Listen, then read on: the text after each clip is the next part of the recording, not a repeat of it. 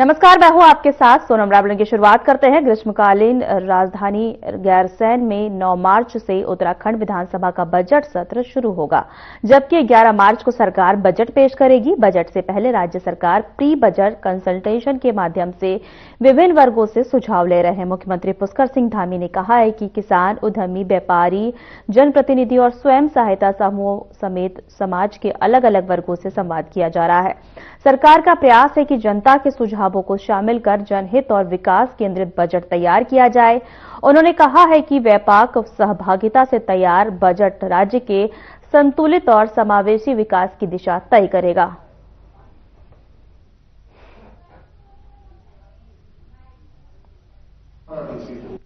Budget सत्र को लेकर चूंकि पहले प्री बजट कंसल्टेशन हो रहा है, सभी लोगों से बातचीत कर रहे हैं, उसके कई सारे कार्यक्रम अलग अलग वर्गों के बीच में हो गए हैं। मैं भी उन कार्यक्रमों में भाग ले रहा हूं और जो समाज के विभिन्न आयामों में विभिन्न क्षेत्रों में काम करने वाले, चाहे वो हमारे व्यापारी बंधु हों, किसान हों, उद्यमी हों, स्वयं सहायता समूह की बहनें हों, हमारे जनप्रतिनिधि हों, व्यापारिक क्षेत्र में काम करने वाले लोग हों, समाज के क्षेत्र में काम करने वाले हों, उन सभी से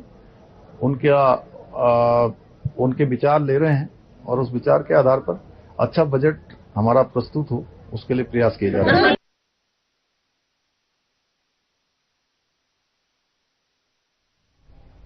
उत्तराखंड सरकार द्वारा खेल और खिलाड़ियों को बढ़ावा देने के दावे के बीच खेल मंत्री रेखा आर्य ने अधिकारियों की लेट लतीफी पर नाराजगी जताई है। इस दौरान उन्होंने मुख्य सचिव को पत्र लिखकर 38वें राष्ट्रीय खेलों के पदक विजेताओं को आउट ऑफ टर्न सरकारी नौकरी देने की प्रक्रिया में तेजी लाने के निर्देश दिए हैं। रेखा आर्य ने कहा है कि राष्ट्रीय खेलों में उत्तराखंड के खिलाड़ियों ने शानदार प्रदर्शन किया और पहली बार राज्य ने पदकों का शतक किया है।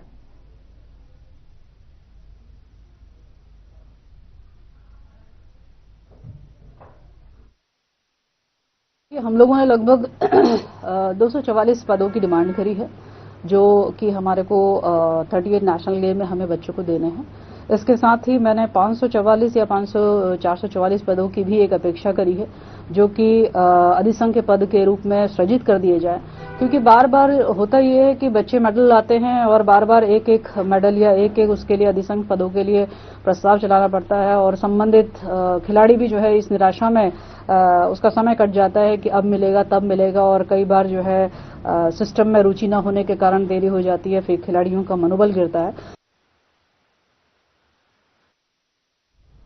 विकासनगर के विधायक मुन्ना सिंह चौहान ने क्षेत्र के किसानों के लिए एक बड़ी सौगात देते हुए लांघा में 16 करोड़ 11.88 लाख की लागत से तैयार स्प्रिंकलर आधारित लिफ्ट सिंचाई योजना का विधित्व लोकार्पण किया है। यह उत्तराखंड की पहली योजना है जो स्प्रिंकलर और ड्रॉप बेस तकनीकी से संचालित होगी, जिसमें सिंचाई परंपरागत गुलों या नहरों से किया जाएगा, पाइपलाइन के जरिए जो है टैंकों से किया जाएगा। वहीं आधुनिक सिंचाई व्यवस्था के तहत लांघा, तौली, भूड़ और लांघा और खेतों तक सिंचाई का पानी पहुंचेगा, जिसमें लगभग 8 किलोमीटर के दायरे से किसानों को सीधा लाभ मिलेगा।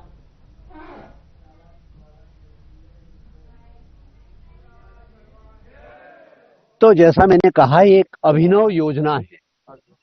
प्रधानमंत्री नरेंद्र मोदी जी ने जो ईच ड्रॉप मोर क्रॉप, एक एक बूंद पानी का उत्पादकता में से जोड़ना है, उत्पादन बढ़ाने में सदुपयोग हो, तो उस विजन को साकार किया गया इस योजना के माध्यम से। क्योंकि ज्यादातर सिंचाई का मतलब हमने सीखा था कि नहर बनाएंगे, समतल करेंगे, फिर उससे सिंचाई करेंगे, तो उसमें पानी की बर्बादी बहुत होती है। और साइंटिफिकली भी उसको हम फ्लड इरिगेशन बोलते हैं, जो नहर से करते हैं।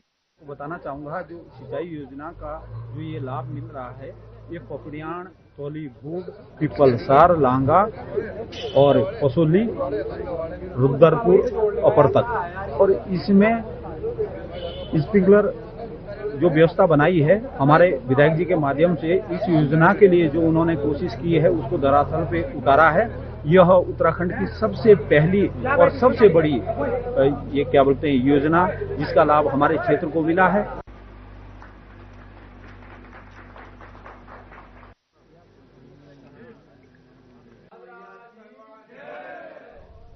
विश्वविद्यालय अनुदान आयोग से संबंधित विधेयक को लेकर संत समाज द्वारा इसे वापस लेने की मांग करने पर बीजेपी विधायक विनोद चमोली ने प्रतिक्रिया दी है। इस दौरान उन्होंने कहा है कि यूजीसी से जुड़ा मुद्दा नीतिगत और कानूनी प्रक्रिया के तहत आता है और इसे अनावश्यक रूप से राजनीतिक रूप नहीं दिया जाना चाहिए। चमोली ने कहा कि बीजेपी संत समाज का सम्मान करती है।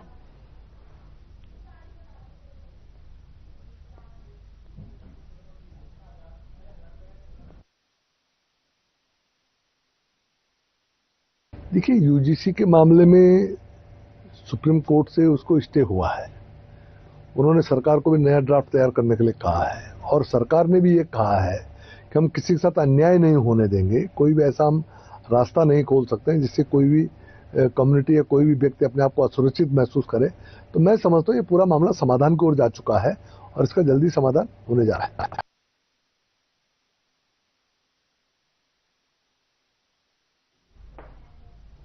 प्रदेश में हत्याओं की वारदातों के बाद अब न्यायालय को बम से उड़ाने की धमकियों ने एक बार फिर से दहशत का माहौल बना दिया है, जिससे प्रदेश की जनता में भय का वातावरण है। इस पर बीजेपी के विधायक विनोद चमोली ने कहा कि कुछ लोग प्रदेश के शांतिपूर्ण माहौल को बिगाड़ने की कोशिश कर रहे हैं। उन्होंने स्पष्ट किया है कि सरकार और प्रशासन इस घटनाओं पर कड़ी निगरानी रखे हुए है और पुलिस प्रशासन मुस्तैदी से कार्य कर रही है।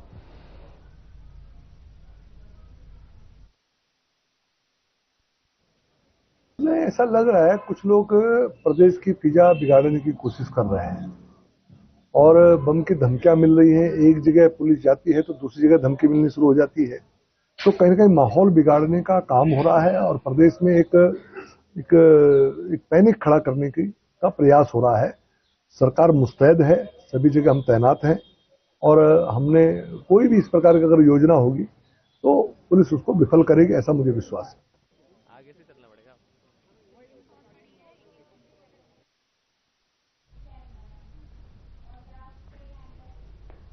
प्रदेश में मुख्यमंत्री धामी द्वारा चलाए जा रहे जन जन की सरकार अभियान पर सियासी विवाद जारी है।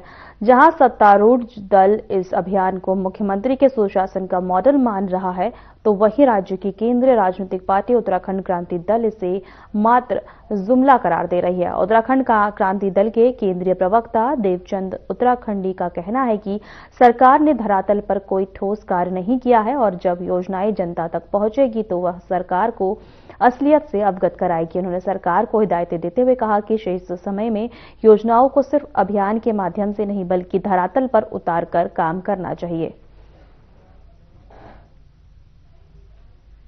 ये एक भयंकर जुमला हो सकता है।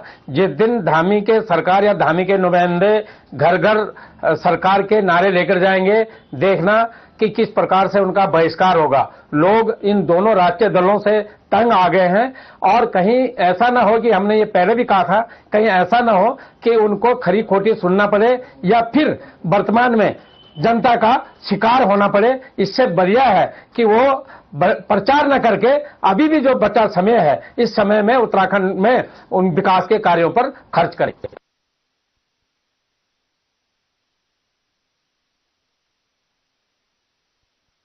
लालकुआ में जन जन की सरकार जन जन के द्वार अभियान के तहत बहुउद्देशीय शिविर का आयोजन किया गया। मुख्यमंत्री के निर्देश पर आयोजित इस शिविर में आमजन को केंद्र व राज्य सरकार की योजनाओं का लाभ एक ही स्थान पर देने का प्रयास किया गया। क्षेत्रवासियों ने सिंचाई, बिजली, सड़क और पेयजल से जुड़ी समस्याएं रखी। वहीं नगर पंचायत के आवासों में रह रहे आर्थिक रूप से कमजोर परिवारों ने किराए बढ़ाए जाने का विरोध किया।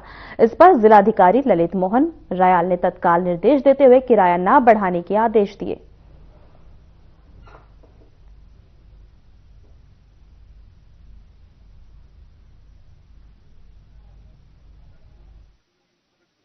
अभियान के अंतर्गत पहले चरण में ग्रामीण क्षेत्रों में न्याय पंचायत लेवल पर शिविरों का आयोजन किया गया था। तो जनपद में 43 न्याय पंचायतें हैं। प्रथम चरण में उनका कवरेज हो चुका है। माननीय मुख्यमंत्री जी के निर्देशन में शहरी क्षेत्रों में द्वितीय चरण में इन शिविरों का आयोजन किया जा रहा है।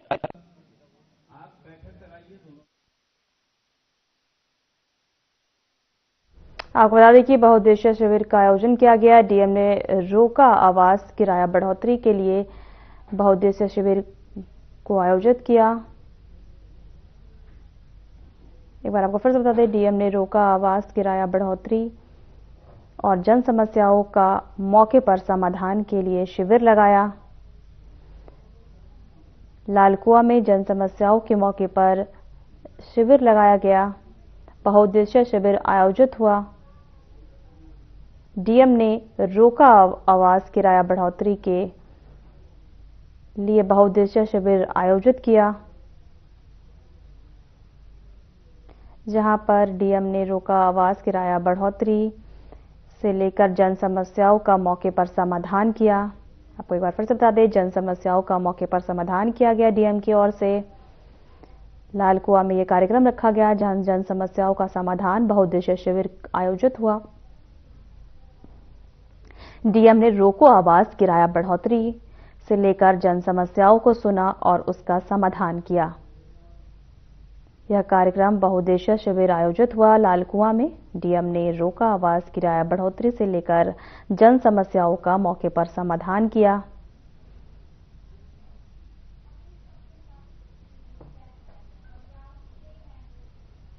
खबरों में आगे बढ़ते हैं। नंदा देवी राज जात यात्रा की तैयारियों के मद्देनजर थराली से वान तक नंदा देवी राज जात मार्ग के सुधारीकरण के लिए सरकार ने 32 करोड़ रुपए जारी किए हैं। वहीं लंबी सड़क को हॉट मिक्स करने का टेंडर भी जारी किया गया। ठेकेदारों ने थराली से देवाल लोहगंज होते हुए लंबी इस सड़क पर सुरक्षा दीवारों और नालियों का निर्माण कार्य भी शुरू कर दिया, लेकिन सड़क निर्माण में बढ़ती जा रही लापरवाही अनियमितताओं तक अब जनप्रतिनिधियों ने मोर्चा खोला है। आरोप है कि ठेकेदारों गुणवत्तापूर्ण कार्य नहीं कर रहा है। मलबे के ढेर पर सुरक्षा दीवार नालियां बन रहा है, जिससे निर्माण की मजबूती पर सवाल उठ रहे हैं।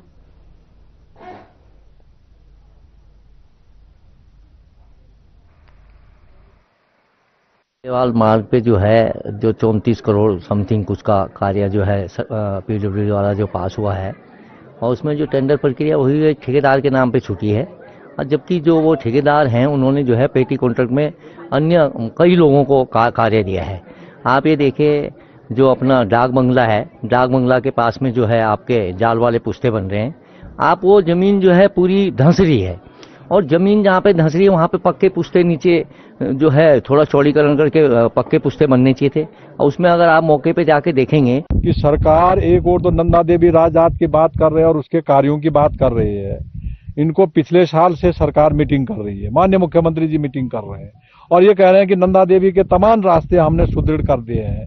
लेकिन हकीकत यह है कि जो आपने बताया अभी कि जो थराली वाण मोटर मार्ग है, वो मोटर मार्ग एक मेजर टेंडर आपने किया है और उस मेजर टेंडर को फिर आपने सबलेट कर दिया है। भैया आपने स्थानीय हमारे समय भी सरकार में भी ये मुद्दा आया था कि बड़े ठेके के बजाय एक टेंडर देने के बजाय हम छोटे छोटे टेंडर दें। जो है आपका डाक बंगला है, उसके बगल में जो आपके पुश्ते बन रहे हैं, मानिए एक दिन आपको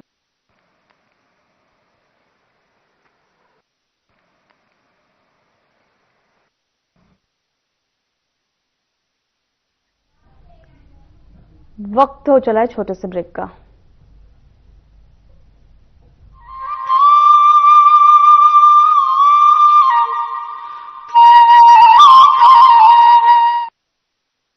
नारी संहिता हमारी बेटियां माता बहनों के गरिमापूर्ण जीवन का आधार है। यूनिफॉर्म सिविल कोड से लोकतंत्र की स्पिरिट को मजबूती मिलेगी, संविधान की भावना मजबूत होगी, किसी से भेदभाव नहीं, हर कोई बराबर। प्रधानमंत्री श्री नरेंद्र मोदी जी की दूरदर्शी प्रेरणा और मुख्यमंत्री श्री पुष्कर सिंह धामी जी के सशक्त नेतृत्व में उत्तराखंड ने इतिहास रचते हुए देश का पहला राज्य बनने का गौरव प्राप्त किया, जहां समान नागरिक संहिता यानी यूनिफॉर्म सिविल कोड को प्रभावी रूप से लागू किया गया है। ये पहल राज्य में संवैधानिक मूल्यों को सुदृढ़ करते हुए समानता, सामाजिक समरसता और महिला सशक्तिकरण की दिशा में एक दूरदर्शी और प्रभावी कदम के रूप में स्थापित हुई है। इस ऐतिहासिक कानून के सफल क्रियान्वयन का 1 वर्ष पूर्ण होने पर उत्तराखंड सुशासन, समान अधिकार और जन विश्वास की उस यात्रा का उत्सव मना रहा है जो एक संकल्प से शुरू होकर अब एक व्यवस्था में परिवर्तित हो गई है। इस पहल की नींव मुख्यमंत्री श्री पुष्कर सिंह धामी जी द्वारा 12 फरवरी 2022 के राज्य विधानसभा चुनावों में जनता से किए गए उस ऐतिहासिक संकल्प से प्रारंभ हुई, जिसे पूरा करने की दिशा में 24 मार्च 2022 को नवगठित सरकार की प्रथम कैबिनेट बैठक में विशेषज्ञ समिति के गठन का निर्णय लिया गया। समिति ने प्रदेश भर में व्यापक संवाद करते हुए नागरिकों से लाखों सुझाव प्राप्त किए और 2 फरवरी 2024 को अपनी विस्तृत रिपोर्ट सरकार को प्रस्तुत की। इसके आधार पर 12 मार्च 2024 को यूसीसी उत्तराखंड अधिनियम 2024 को विधिक स्वीकृति प्रदान की गई और 27 जनवरी 2025 को नियमावली के प्रभावी होने के साथ ये कानून प्रशासनिक और डिजिटल दोनों स्तरों पर पूर्णतः लागू हुआ। इस अधिनियम के अंतर्गत विवाह, वसीयत, तलाक, लिव इन रिलेशनशिप तथा विधिक उत्तराधिकारी घोषणाओं से संबंधित प्रावधानों में सभी नागरिकों के लिए समान और न्याय संगत व्यवस्था सुनिश्चित की गई है।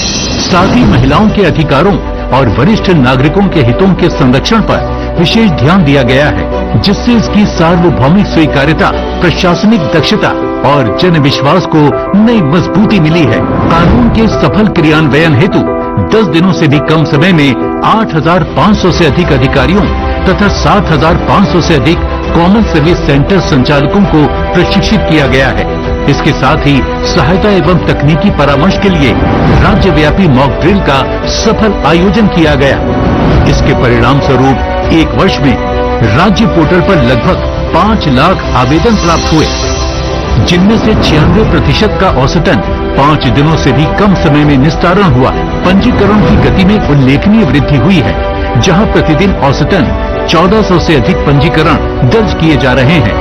संवेदनशील एवं उत्तरदायी शासन का परिचय देते हुए सरकार ने जनता की आवश्यकताओं के अनुरूप नियमों में समय समय पर आवश्यक संशोधन भी किए, जिससे यूसीसी कानून को और अधिक समावेशी, व्यवहारिक तथा जनहितकारी स्वरूप प्रदान किया जा सके। विकसित भारत 2047 के विजन के अनुरूप विकसित उत्तराखंड की दिशा में समान नागरिक संहिता एक महत्वपूर्ण पहल है, जो समानता और न्याय को प्रशासनिक प्रक्रियाओं में व्यवस्थित रूप से समाहित कर रही है। समान नागरिक संहिता समानता द्वारा समरस।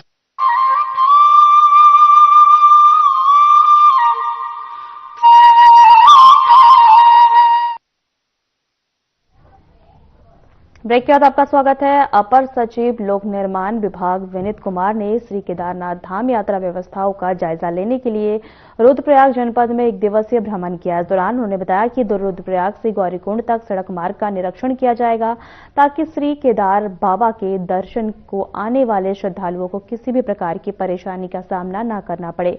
इसके अलावा जनपद के राष्ट्रीय राजमार्गों की स्थिति सुधारने के लिए और एनएच अधिकारियों को जरूरी दिशा निर्देश दिए गए।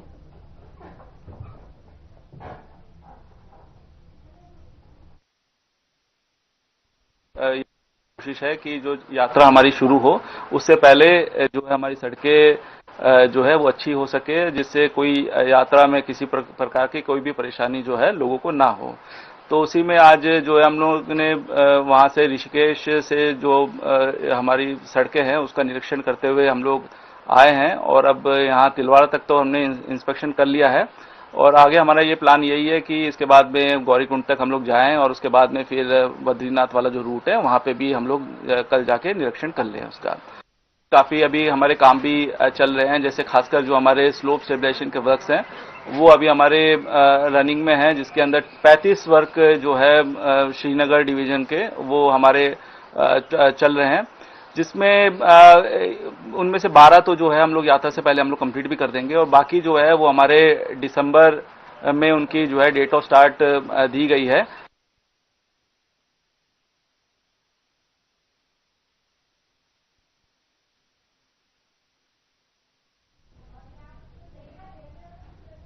चारधाम यात्रा मार्ग पर इलेक्ट्रिक वाहनों को बढ़ावा देने के लिए उद्देश्य से GMVN ने राष्ट्रीय राजमार्ग पर स्थित अपनी अधिकांश प्रमुख projects properties EV charging station स्थापित कर दिए हैं।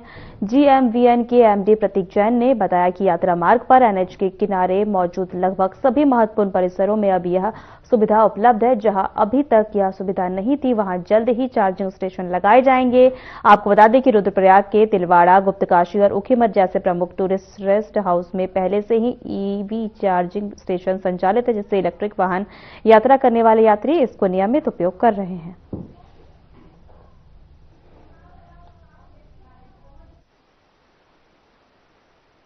जी बिल्कुल, अगर आप देखेंगे तो यात्रा रूट पे जो एकदम NH पे हमारे जितने भी GMVN की फैसिलिटीज हैं, ऑलमोस्ट सभी EV चार्जिंग स्टेशन से अब सैचुरेट कर दी जा चुकी हैं।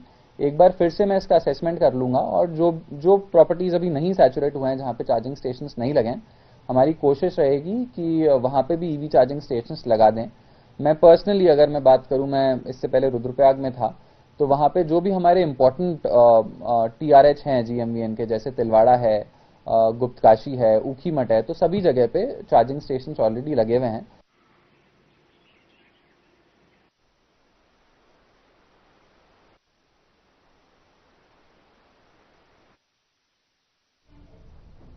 रमजान का पवित्र महीना शुरू हो चुका है, जो इस्लाम धर्म के विशेष महत्व रखता है। इस दौरान मुस्लिम समुदाय के लोग रोजा रखते हैं, नमाज पढ़ते हैं और खुदा की इबादत करते हैं। आपको बता दें कि रमजान के आगमन के साथ ही बाजारों में रौनकें बढ़ गई है और खरीदारों की भीड़ देखने को मिल रही है। इस महीने में खजूर और फलों की बिक्री भी खास तौर पर बढ़ जाती है। वहीं मुस्लिम धर्म गुरु मुफ्ती मासूम कासमी ने बताया है कि रमजान के महीने हमें गरीबों का ख्याल रखना चाहिए और गुनाहों से बचना चाहिए, ताकि इस महीने की बरकतों का पूरा लाभ मिल सके।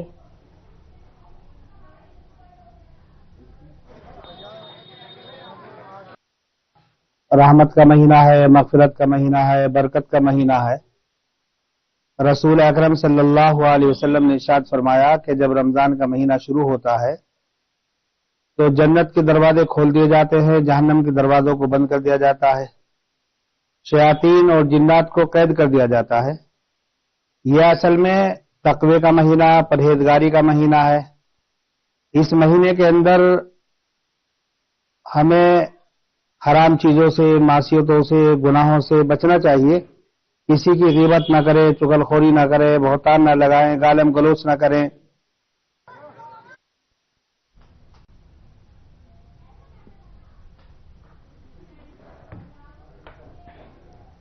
उत्तराखंड में शिक्षा व्यवस्था को आधुनिक बनाने की दिशा में बड़ा कदम उठाया गया है। राज्य सरकार अब शिक्षकों को आर्टिफिशियल इंटेलिजेंस यानी AI में दक्ष बनाने की तैयारी कर रही है।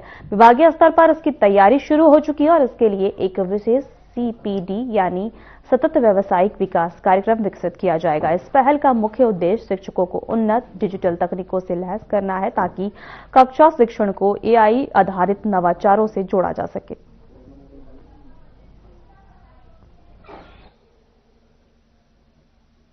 जो देश में इसमें ज्वलंत हमारा जो इसमें मुद्दा है वो AI का है, और इसमें भी विद्यालय शिक्षा विभाग भी उसमें पूरे एक नियमों के अंतर्गत उसमें काम कर रहा है। अब पिछले वर्ष हमने 761 जो हमारे LT लेक्चर हमारे हैं, उनको हमने IIT दिल्ली में हमने उसकी ट्रेनिंग, उसकी परीक्षा हमने करा दिया है। और इधर जो हमारा विद्या समीक्षा केंद्र है, उसको भी हम AI इनेबल्ड करने के लिए प्रयास कर रहे हैं। राष्ट्रीय स्तर पर जो हमारा विद्या समीक्षा केंद्र है,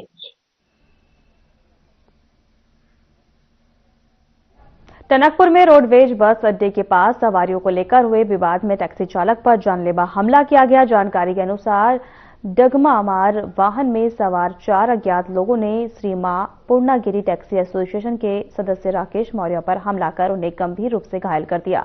मौके पर मौजूद अन्य चालकों ने 40 वर्षीय राकेश को उप जिला चिकित्सालय पहुंचाया, जहां उनका प्राथमिक उपचार किया गया। घायल चालक ने थाने में तहरीर देकर कार्रवाई की मांग की। यूनियन सचिव दीपक जोशी ने कहा कि आरोपी वाहन एसोसिएशन से जुड़ा नहीं है और डगमामार वाहनों के खिलाफ सख्त कार्रवाई की जाएगी।